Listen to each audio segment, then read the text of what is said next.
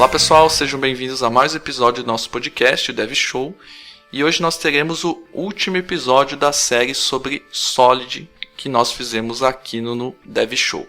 Esse episódio vai tratar sobre o DEEP, ou seja, em português, o princípio da inversão de dependência. Eu sou André Seco e postergue a criação de suas dependências o máximo que você puder. Valeu pessoal, eu sou o Luiz Carlos Faria e não me ligue, eu ligo para você. Olá pessoal, aqui é o Renato Groff e inversão de dependência não é sinônimo de injeção de dependências.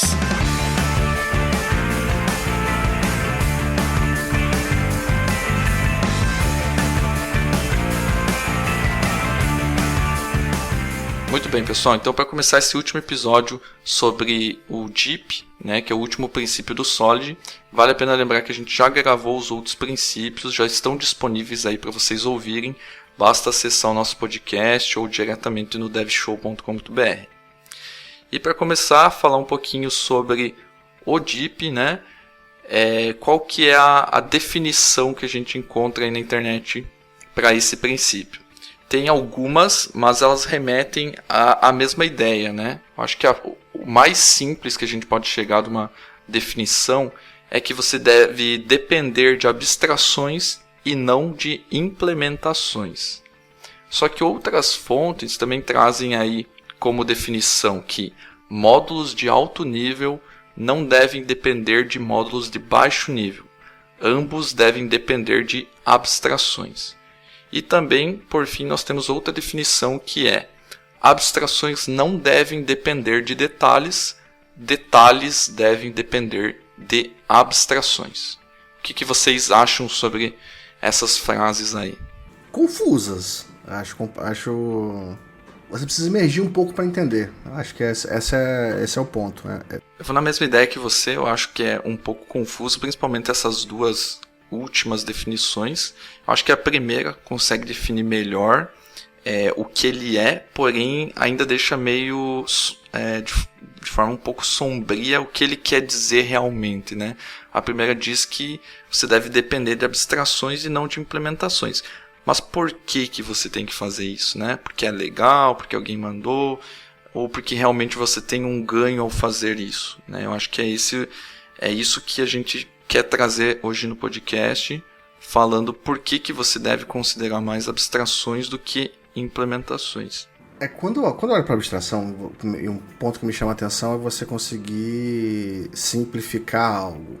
Essa simplificação, você produz em algum nível algo onde você pluga teu código ali. E, em tese, você poderia fazer uma abstração dependendo do teu código. E a mágica é você fazer a abstração depender de uma interface ou de uma outra abstração lateral a ela, que geralmente vai ser uma interface, em que você pode implementá-la. Então, ao invés do código da abstração fazer uma chamada para o teu código, ele faz uma chamada para alguém que implementa aquela X interface, que, por sua vez, é o teu código. Então, ele não tem dependência direta com o teu código, dependência com a abstração, que é ali, em geral, a interface. Isso vai endereçar tudo que a gente estava vendo lá atrás. O episódio anterior, onde a gente falou da segregação de interface, onde a gente vai escolher o desenho da interface, e para isso a interface tem que ser fim, para poder ter só o acoplamento com essa abstração. Tem a ver com todos os outras partes do Solid, Single Responsibility e por aí vai. E o Single Responsibility faz parte também onde você consegue quebrar uma responsabilidade de uma certa conjunto, que seria de uma classe só, quando você não pensa em Solid, e essa interface que você acabou de criar para poder delegar essa responsabilidade já é uma quebra de responsabilidade, delegando cada um no seu papel, cada um no seu quadradinho. Então eu vejo dessa forma. Até complementando o que você falou, você falou de plugável, você vê que muitos frameworks, soluções que o pessoal cria, muita coisa open source inclusive, eu entendo que o pessoal tem uma preocupação bastante grande com esse princípio, porque a ideia é que você utilize aquela solução de maneira plugável, Imagine se você tivesse que pegar uma solução e ter que ajustar ela para utilizar no seu código, né? Eu posso contar uma história que aconteceu comigo em 2015, que eu acho que faz todo sentido, tem muito a ver com o que o Renato falou. Manda ver.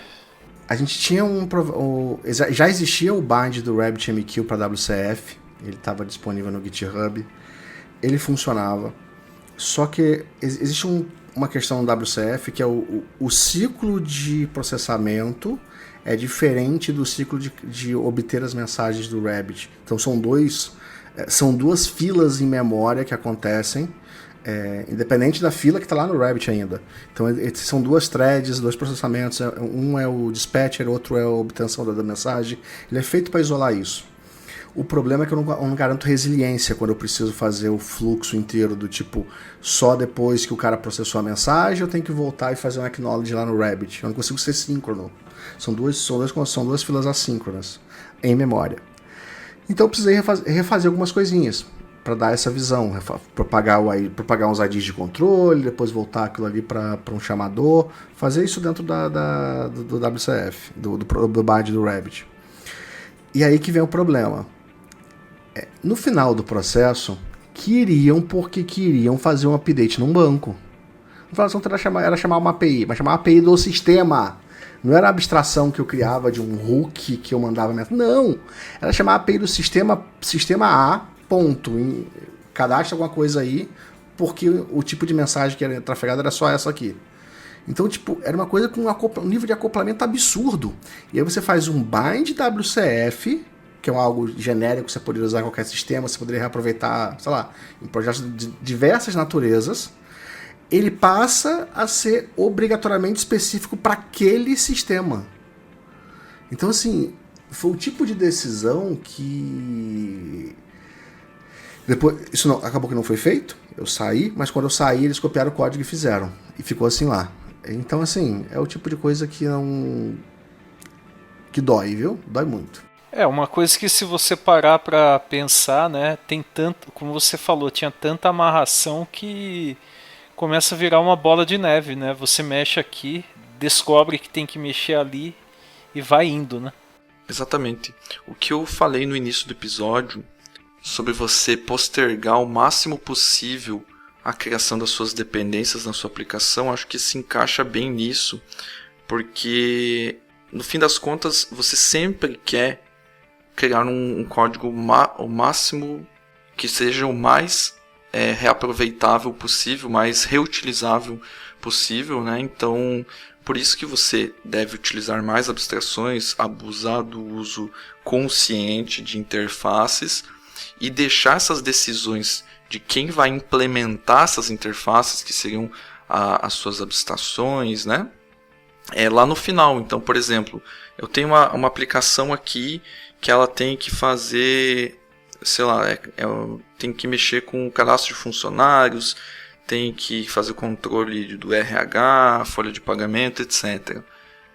Como que eu vou persistir esses dados?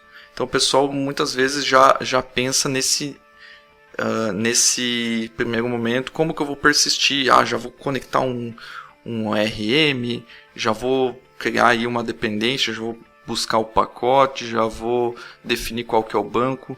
E as pessoas às vezes não se ligam que tem toda uma parte de negócio que é muito mais importante quando você está trabalhando com uma aplicação desse tipo, que é uma aplicação comercial, que é baseada em muitas regras. Então você tem que dar uma atenção para essa parte de negócio e deixar essas decisões de infra, essas decisões um pouco mais técnicas, que você sabe que você vai conseguir resolver de alguma forma. Você vai ter um banco de dados para salvar isso. De alguma forma você vai conseguir decidir por um banco, né, que você vai salvar essas informações. Só que não necessariamente você precisa decidir isso agora. Tá? Não estou falando que você vai deixar para pensar lá no final. Estou dizendo que a implementação que você vai ter não necessariamente tem que ter uma dependência urgente do meio de dados que você vai gravar, vai persistir aqueles dados. Então, por que não criar várias interfaces, criar abstrações que tenham lá os seus métodos de salvar, atualizar e tudo mais, e aí em outra camada você decide qual que é a implementação que vai suprir essa abstração, né? E aí vai se conectar com essa parte de negócio e vai dar seguimento para as suas regras de negócio, eventualmente salvando no banco, etc, etc. Então é importante você mudar a sua cabeça de forma que você pense, hoje eu tenho esse cenário, eu sei que eu quero usar tal URM, eu sei que eu quero usar tal tecnologia, mas será que eu não deixo pronto para que um outro tipo de tecnologia consiga plugar de forma fácil nessa minha camada de negócio? Será que eu quero criar essa dependência forte que nem o Luiz comentou do projeto dele ali, que ele estava participando? Será que eu quero criar uma barreira, criar um entrave no meu sistema de forma que ele fique um pouco mais engessado nesse ponto? Se eu posso criar uma coisa um pouco mais flexível, que seja mais plugável? Então, acho que vai nesse ponto aí. Ali era só um webhook, cara. Era só pensar no webhook. Acabou. Tipo, era só... Você traz o nível de acoplamento para uma abstração, que é o webhook em si, onde você está dizendo, olha, o protocolo padrão de envio é esse, eu vou fazer essa chamada. Se vira ou para implementar algo, ou para consumir algo nesse formato que eu estou enviando, mas não. Implementaram reduzindo o acoplamento de algo que era genérico e abstrato, que estava lá em cima solto, com algo cá embaixo, com uma implementação específica de negócio que só atende para o projeto A. Então, era só um webhook, só fazer um webhook, cara, nada mais que isso. Fazer uma chamada HTTP para o endpoint configurável, onde você configurasse, se deixasse abstraído ali qual era o endpoint, e acabou. Para dentro desse endpoint vai a mensagem inteira. Aí a escolha de implementação da abstração em si. Mas não importa. Tipo, eu não precisava depender da aplicação. Era fácil resolver. Era muito fácil resolver. Só que o problema é o pensamento, é a forma de pensar, é a forma de enxergar o mundo. Exatamente, e você comentou da parte de endereços. A gente já comentou em outros episódios falando aí da estrutura do próprio .NET e tudo mais. Se a gente for ver a estrutura do .NET Core, por exemplo, como ele foi desenhado, e pensando aí numa aplicação web, ASP.NET Core, por exemplo, nós temos lá o nosso App Settings, que tem uma lista lá de configurações que se pode determinar, e dentro da aplicação do Startup lá do ASP.NET Core, você tem já, por padrão, sendo injetado essa dependência do iConfiguration. Então, perceba que o próprio framework do ASP.NET foi desenhado de forma que você deixa essa dependência a cargo de um arquivo, no caso do App Settings, que você pode mudar de forma fácil, e não está tendo a necessidade de você definir um endereço hard-coded dentro do teu código, gerando N problemas, né? Você consegue gerar essa dependência para o App Settings, ou muitas vezes implementar essa configuration puxando de outro lugar também, de um Azure, de algum outro tipo de storage que tenha configurações. Então, no momento que você abre as possibilidades para o seu código consumir, né, uma abstração que posteriormente vai ter uma implementação para ele, você abre N possibilidades, né? Você não sabe se o cliente A vai querer consumir a mesma forma que você fez engessado no teu código. Deixando aberto para essa possibilidade, você sabe que a pessoa que quiser implementar de um jeito vai fazer a sua implementação daquele jeito, e a outra pessoa vai escolher outra forma. Então deixa muito mais flexível, né? E para quem desenvolve framework, para quem trabalha com esse tipo de ferramenta no dia a dia, é muito útil você encontrar um cenário que está aberto aí para implementações, porque foi construído baseado em abstrações, né? O exemplo que você deu até, acho que para quem é de .NET ilustra bem, o iConfiguration, você vê o uso dele comumente associado ao appsettings.json, né, numa aplicação ASP.NET Core, né? Mas você tem a capacidade de, por exemplo, você está usando o Docker, dá para você substituir itens que estariam no arquivo de configuração por variáveis de ambiente, no Docker ou também, né, no Kubernetes. Você consegue plugar também o uso de, sei lá, Azure Key Vault, né, que você mencionou, Azure. O Azure Key Vault, ele é um mecanismo para você gerenciar configurações sensíveis. De repente você quer trabalhar com um gerenciador centralizado de configuração, que tem muita aplicação que o mesmo item de configuração é utilizado por várias aplicações, né, dentro da sua empresa. Você pode usar o Azure App Configuration. Então, a escolha por uma interface, no caso o iConfiguration, trouxe toda essa capacidade, né? E relembrando aí o que o Luiz comentou, ficou algo bastante plugável também, né? Você pode trabalhar da maneira mais simples, embora não seja o ideal depender apenas de arquivo de configuração, mas você pode plugar várias soluções para atender diferentes necessidades, né? Esse é um exemplo lindo, assim, e o iConfiguration para mim é o melhor exemplo disso mesmo. Para mim, eu não consigo enxergar nada tão sofisticado e tão simples ao mesmo tempo.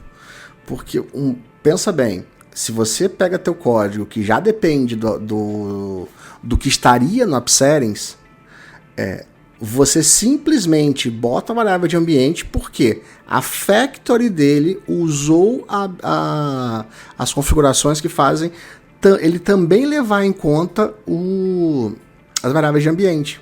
E você poderia colocar ali, você poderia criar a sua própria factory que leva em consideração tudo que ele já fazia, que é variável de ambiente, arquivo de configuração baseado na variável environment, ASP.NET Environment, que ele começa no ASP.NET no appsettings.json, depois ASP.NET ponto, entre variável de ambiente ASP.NET Environment .json, esse é opcional, e variável de ambiente. E você poderia colocar banco, poderia colocar ali, você poderia fazer a sua implementação usando o Azure tem pronta, mas você consegue usar o HashiCorp, o Vault da HashiCorp, poderia usar um Consul, poderia usar, enfim, etcd, você poderia plugar outras coisas ali. E o mais maravilhoso disso tudo você pluga esses caras lá na construção do seu iConfiguration, porque a sua aplicação se mantém intacta. O que você dependia continua dependendo, como se estivesse no arquivo. E assim, outra coisa que acontece com o Docker que é muito comum, as pessoas acham que o arquivo é alterado. Aí você entra no container, olha para o arquivo, não tem alteração. Não é que o arquivo seja alterado. É que a implementação do configuration ela é sofisticada o suficiente para ser um container de configuração plugável a estruturas. Uma delas pode ser o disco, outras podem ser variável de ambiente, outras podem ser coisas remotas e por aí vai. Exatamente. E outra estrutura bem legal também do próprio ASP.NET, já que a gente está falando, é o iLogger, né? Então o iLogger é uma interface bem conhecida aí para quem já criou um projeto de teste no ASP.NET. E é muito legal ver o quão bacana é utilizar essas abstrações. Por exemplo, você está lá no teu controller, você quer logar alguma coisa, mas você não definiu nada qual é o mecanismo de log que você vai usar, nem nada. Você apenas vai recuperar esse iLogger por injeção de dependência, que a gente vai falar a seguir, e você vai mandar ele escrever o log. Aí você decide qual é a ferramenta de log que você vai usar depois. Então vou usar um Serilog, vou usar um Log4j, vou usar N outras opções aí, né? E eles são implementações baseadas aí no iLogger, né? Obviamente, se você pegar esses pacotes desenvolvidos para .NET Core, eles são implementações que se comunicam muito bem com a abstração do iLogger. Então basta você plugar e configurar eles conforme a documentação, e o teu código que você fez antes de ter essa decisão de qual é o pacote de log que você vai usar, vai funcionar normal, porque obrigatoriamente aquela ferramenta que você acabou de escolher, ela está respeitando o contrato da interface iLogger. Logo, se não quebra nenhum comportamento que você já criou no teu controller logando coisas, né? Essa que é a mágica, né? Você consegue postergar essas suas decisões o máximo que você puder. E outra coisa bacana também, quando você decidir trocar de um para outro, qual que vai ser o teu esforço? Vai ser retirar um, colocar o outro e configurar o outro. É o mesmo serviço que você tivesse escolhido esse segundo mecanismo de log pela primeira vez. Então você não tem que alterar seu código que você fez quando se mandou escrever o log, nem nada. Você simplesmente despluga um, pluga outro e está tudo funcionando. Essa que é a magia de usar abstrações. Isso daí também foi um bom exemplo, né? Porque, como você falou, fica fácil para você usar uma solução que estende a capacidade em cima do iLogger, né? Por exemplo, o Serilog, eu gosto bastante, dá para você integrar com qualquer coisa, tipo, você printa o log no console, você manda, tá bom que não é o ideal, né? Você manda o log para um arquivo, você manda para um banco de dados, você manda para Elasticsearch, enfim, tem N possibilidades, né? O Log4j também. Então, assim, a gente pode ver que as próprias plataformas aí de desenvolvimento, né? A gente já falou isso nos episódios anteriores, elas se baseiam bastante em princípio Solid, né, para criar soluções aí bastante flexíveis, né? Imagine se tudo que você precisasse fazer a mais com log, você ter que baixar o código do Log4j ou do Serilog e ter que criar uma implementação específica. Você pode fazer isso, mas não seria o caminho normal, né? Não seria o esperado na maior parte das vezes, né? Exatamente. E eu agora vou fazer uma pergunta para vocês aí. O pessoal deve estar se perguntando, quem nunca teve contato com o princípio aí da inversão de dependência beleza, eu tenho uma abstração, mas como que eu faço para conectar essa minha abstração, que é uma interface no meu código, com a implementação que vem de outro lugar? Como que eu digo que a implementação X diz respeito à abstração Y? Qual é a solução que a gente usa para fazer esse link? Primeiro você implementa, depois você vai fazer ou uma factory ou dependência. Então, ou você vai construir uma factory que constrói o objeto completo, associando as duas coisas, ou você vai entregar para uma injeção de dependência, porque você já tem as duas relações ali que explicam essa dependência. Mas antes, o primeiro passo seria implementar, de fato, o contrato, né? Você tem uma interface que você implementa. Então, em algum nível você tem interface de log, por exemplo, que você implementa. Em outro nível você tem a construção do logger como um todo, onde você tem que expressar que a sua implementação faz parte das implementações possíveis para aquele logger. E aí é esperado que funcione. Mas deixa eu fazer um parênteses aqui. Essa interface do logger é uma coisa que me deixa puto há 10 anos. Eu sinto a necessidade desse treco ter um dicionário, gente. Pelo amor de Deus. E logger ser um dicionário de variáveis, pelo amor de Deus. Agora melhoraram um pouquinho, eu tô olhando aqui. Tem uma lista de objetos que são os argumentos, mas não é um dicionário ainda. Isso me deixa pra morrer.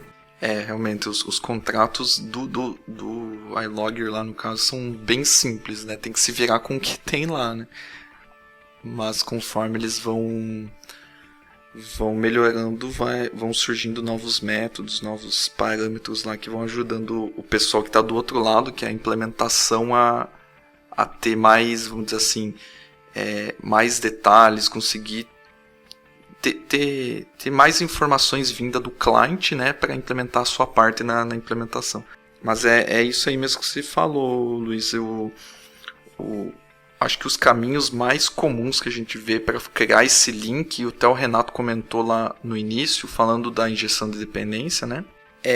Ou você cria uma factory para saber construir esse objeto, né? Para ser associado com essa abstração, ou é bem comum a gente ver a questão de injeção de dependência, onde a gente já tem containers de injeção de dependência bem famosos aí no mercado. Inclusive a ASP.NET tem o seu próprio, né, que é nativo já, onde a gente consegue configurar qual abstração, ou melhor, qual implementação refere-se a qual abstração, né? Então toda vez que eu colocar lá que a abstração iLogger, eu consigo também definir que a implementação é um Serilog ou a classe que for responsável por implementar aquele contrato, aquela interface, né? Então, para chegar mais perto do que vocês veem lá no código, a implementação nativa do container de injeção de dependência do ASP.NET Core é aquele services.addScoped, addTransient, addSingleton, né? Ali que a gente está fazendo o link, criando essa relação entre a abstração e a implementação. Mas existem outros containers também de injeção de dependência no mercado, que são, por exemplo, o DryIOC, Simple Injector, Ninject, né? Aí tem vários que você pode utilizar quando você está trabalhando numa plataforma que não tem um mecanismo nativo, ou até mesmo no ASP.NET Core, se você preferir utilizar outra solução que não seja nativa, você pode muito bem utilizar outro pacote também. Mas via injeção de dependência que você vai conseguir resolver essas abstrações que você está chamando lá no teu controller. Ele vai consultar meio que esse dicionário, né, de ligações, de links, e vai saber qual que é a implementação responsável para que ele possa continuar a execução do sistema. Por isso que eu acho que gera muita dúvida às vezes no pessoal, né, que o DEEP tem a ver, ou as siglas são envolvendo injeção de dependência, né? Até no passado eu tinha essa dúvida, achando que era o princípio da injeção de dependência. E na verdade não, ele é um princípio da inversão de dependência, onde em vez de a gente utilizar implementações, a gente usa abstrações. E o mecanismo pelo qual a gente faz com que essa inversão funcione é a injeção de dependência. Então são dois conceitos parecidos, um complementa o outro, um faz o outro funcionar na prática, né? A abstração, a injeção de dependência ela não é a única forma, mas porque todos os design patterns criacionais que permitem você fazer a construção complexa de objetos vão te dar de alguma forma um jeito de você botar a implementação acoplada lado a lado com a abstração em si. Então, Builder é um exemplo. Eu acho que o exemplo que o André deu também de Factory, né, a gente meio que acabou esquecendo disso e, claro, inversão de dependência não é sinônimo de injeção de dependência, mas muitas vezes você vê a inversão de dependência sendo implementada através de injeção de dependências. Mas o Factory é um outro exemplo aí que exemplifica bem isso, né? Você fornece aí parâmetros, você recebe provavelmente alguma coisa baseada numa interface ou numa classe abstrata, né? E você trabalha em cima dessa abstração, né? Isso aí. Eu ainda acho que Solid merecia mais um I no final de Inversion of Control. Pronto, falei. Joguei a bomba e saí. Fui! Pelo menos a pronúncia ia ficar quase a mesma, né?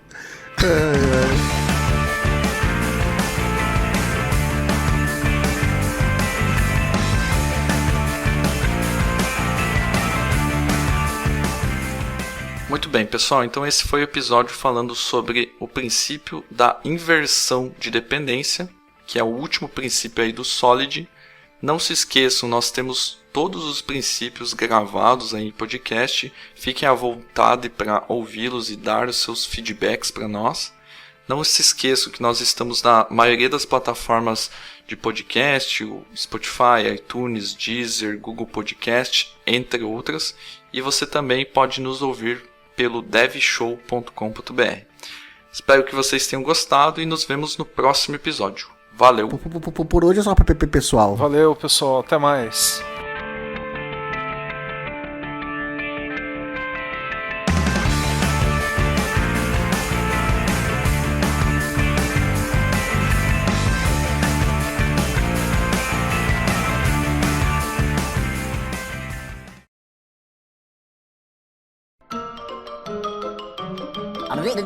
That's all, folks.